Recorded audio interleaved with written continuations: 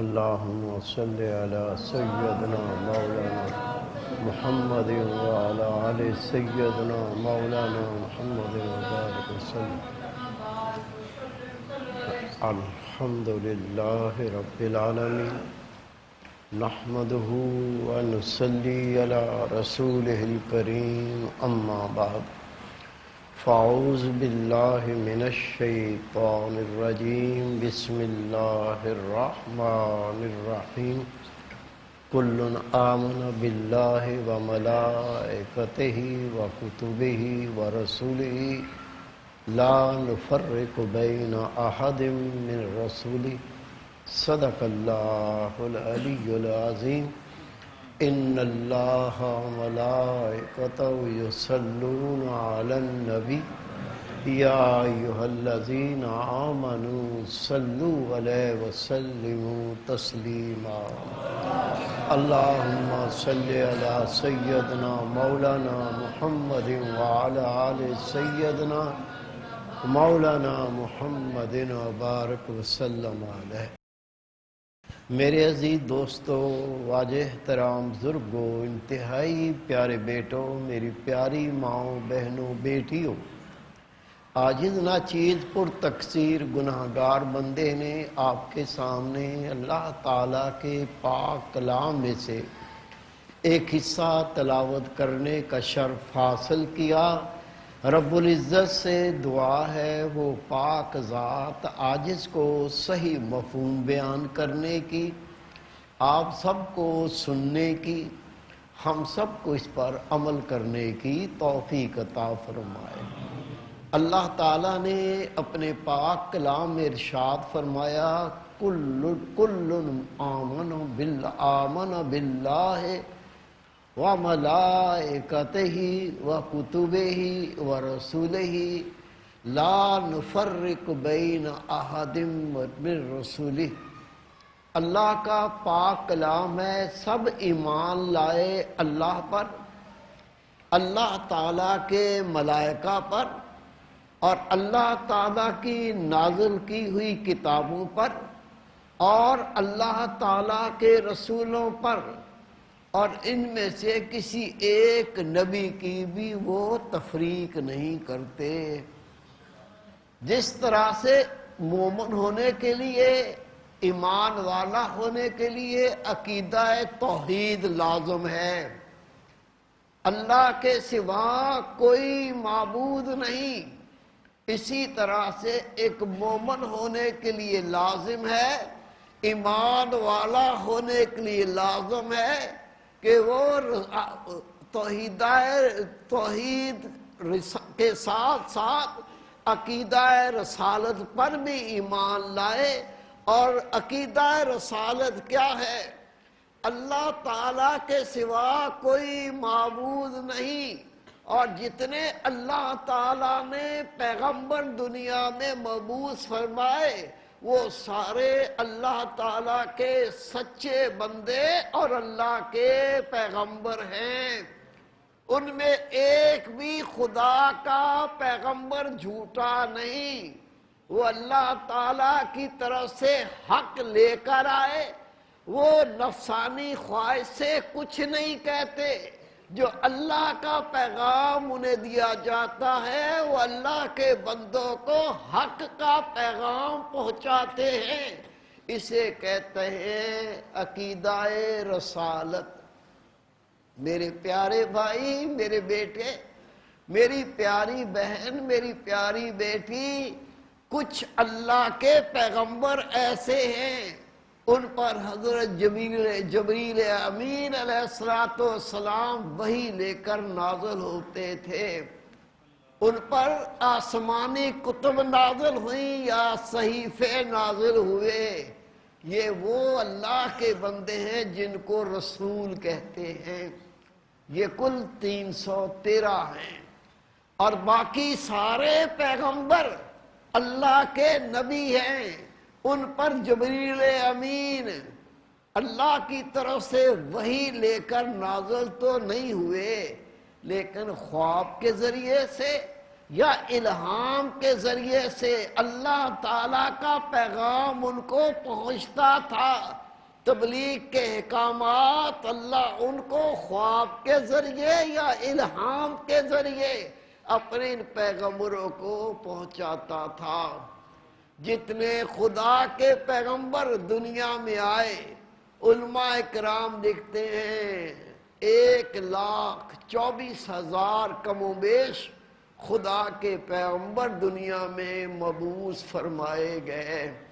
یہ تمام پیغمبر وہ انبیاء کرام، وہ نبی تھے یا اللہ کے رسول تھے، ان میں کوئی ایک بھی جھوٹا نہیں، سارے اللہ کے سچے پیغمبر ہیں۔ یہ خدا کے پیغمبر جو اللہ نے دنیا میں بھیجے، اپنے دور میں سب لوگوں سے زیادہ عقل مند تھے، سب سے زیادہ متقی اور پرہیزگار تھے۔ اللہ کے نبی، جتنے اللہ کے رسول، خدا کے پیغمبر دنیا میں تشریف فرما ہوئے، وحی سے پہلے یا وحی کے بعد ان میں ایک پیغمبر ایسا نہیں جس کو گناہگار کہا جا سکے۔ وہ سارے گناہوں سے معصوم، وہ گناہوں سے پاک۔ جو خدا کے نبی کو گناہگار کہتا ہے وہ بدبخت دین اسلام سے خارج ہو جاتا ہے۔ جتنے خدا کے رسول، اللہ کے نبی دنیا میں تشریف فرما ہوئے، عرض کر چکا ہوں، وہ اپنی نفسانی خواہش سے کوئی بات نہیں کرتے تھے۔ جو اللہ کا حکم پہنچتا تھا وہ اللہ کے بندوں تک پہنچا دیتے تھے۔ کوئی عورت پیغمبر نہیں ہوئی۔ انبیاء کرام کی دلیل وہ معجزات تھے جو اللہ نے ان کو عطا کیے تھے۔ وہ معجزات سے اپنی نبوت کا ثبوت دیتے تھے۔ حضرت امام زاہدی رحمت اللہ علیہ اپنی تفسیر زاہدی میں تحریر فرماتے ہیں، حضرت خضر علیہ السلام بھی اللہ کے نبی ہیں۔ جتنے پیغمبر دنیا میں آئے، کتنے انبیاء کرام دنیا میں تشریف فرما ہوئے، سب کے سردار تیرے میرے رسول حضرت محمد مصطفیٰ احمد مجتبیٰ نور مجسم صلی اللہ علیہ وسلم کی ذات گرامی ہے۔ رسول کریم صلی اللہ علیہ وسلم تمام عالم سے زیادہ عقل مند، رسول کریم صلی اللہ علیہ وسلم تمام عالم سے افضل، رسول کریم صلی اللہ علیہ وسلم تمام عالم سے زیادہ حسین۔ نبی پاک کا چہرہ چاند سے بھی زیادہ روشن تھا۔ رسول کریم صلی اللہ علیہ وسلم کی آنکھ کی پتلی سیاہ اور سفیدی صاف تھی۔ رسول پاک صلی اللہ علیہ وسلم کا پسینہ عطریات کو زیادہ خوشبودار بنانے کے لیے اس میں داخل کیا جاتا تھا، ملایا جاتا تھا۔ جب عطر کے اندر نبی پاک کا پسینہ مل جاتا، اس کی خوشبو میں اضافہ ہو جاتا تھا۔ نبی پاک کا بولو براز کسی نے نہ دیکھا۔ جب آپ بولو براز فرماتے زمین نگل لیتی تھی اور وہاں صرف عنبر اور مشک کی خوشبو رہ جاتی تھی۔ رسول پاک صلی اللہ علیہ وسلم کے جسم پر یا آپ کے کپڑوں پر کبھی مکھی نہیں بیٹھی۔ رسول کریم صلی اللہ علیہ وسلم کا لعاب دہن ایسا کنواں جس کا پانی کھارا ہوتا تھا، اس میں ڈال دیا جاتا تو وہ پانی میٹھا ہو جاتا تھا۔ رسول کریم صلی اللہ علیہ وسلم کی ذات گرامی اللہ تعالیٰ نے ارشاد فرمایا، جو میرا رسول اے مومنو تمہیں حکم دے دے اس کو مانو، اور جس سے روک دے رک جاؤ، واللہ لا یحب الکافرین۔ اگر تم میرے نبی کے حکم پر عمل نہیں کرو گے، جس سے روکا نہیں رکو گے، تو اللہ تعالیٰ پھر کافروں کو پسند نہیں کرتا۔ میرے پیارے بھائی، میرے بیٹے، نبی پاک کو اس قدر اختیار دیا گیا کہ اگر تم میرے محبوب کی اتباع نہیں کرتے، جس کام کو کرنے کا حکم دیا نہیں کرتے، جس سے نبی پاک نے روک دیا تم نہیں رک دے، تو رب کہتا پھر میں کافروں سے محبت نہیں کرتا۔ معلوم یہ چلا نبی پاک کی زبان پر اللہ بول رہا ہے۔ جتنے فرائض ہیں، نماز، روزہ، حج، زکوٰۃ، اللہ تعالیٰ کے محبوب کی زبان مبارک سے اللہ نے فرض کیے، اور مخلوق کے حق وہ بھی فرض ہیں۔ ماں کا حق ہے، باپ کا حق ہے، بیوی کا حق ہے، بچوں کا حق ہے، پڑوسیوں کا حق ہے، یہ بھی فرائض ہیں۔ یہ سارے فرائض اللہ تعالیٰ نے بندوں پر ان کا حکم دیا، لیکن رسول پاک کی زبان مبارک سے اس حکم کو پہنچایا۔ جس بندہ مومن نے اللہ کے محبوب کے کہے ہوئے حکم کو مانا، وہ تو نجات پا گیا، اور جس کام سے میرے محبوب نے روکا رک گیا، یہ تو سرخرو ہو گیا۔ لیکن اگر اپنے نفس کی تابعداری کی اور نبی پاک کی نافرمانی کی، اللہ ایسے مومن کے ایمان کو قبول نہیں کرتا۔ میرے پیارے بھائی، میرے بیٹے، اے سامعین و ناظرین، میری آپ سے عرض ہے، ابھی تک تو ہمیں پتہ ہی نہیں کہ اللہ نے نبی پاک کے منہ مبارک سے، آپ کی زبان مبارک سے ہم پر کیا کیا فرض عائد کیے ہیں۔ اگر ان فرائض کو جاننا ہے تو عاجز نے تھوڑی کوشش کی ہے۔ کتاب ہے مقصود الدنیا والآخرہ کا حصہ اول۔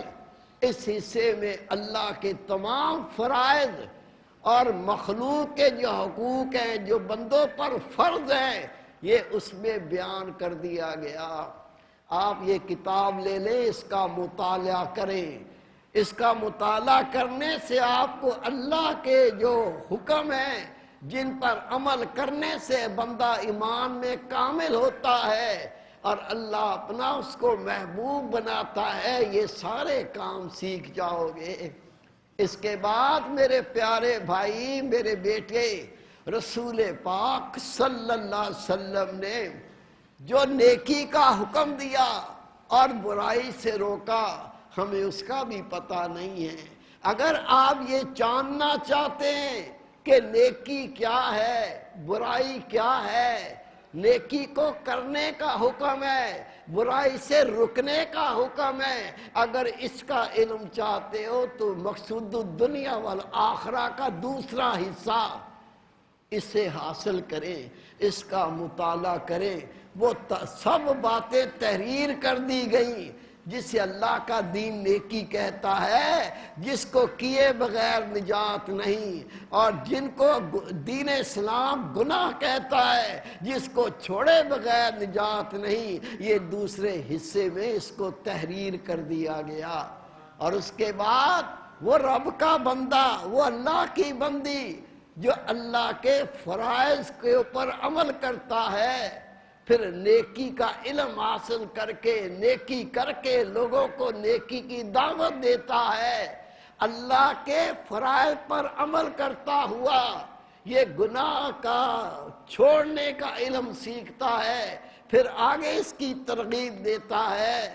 یہ وہ خوش نصیب لوگ ہیں جن کی موت ایمان والی، جن کی قبر رحمت والی، جن کی آخرت نجات والی، اور پھر نبی پاک کے فرمان کے مطابق ان کو بھیج دیا جائے گا جنت کی طرف، یہ ان کا بہترین ٹھکانہ ہوگا۔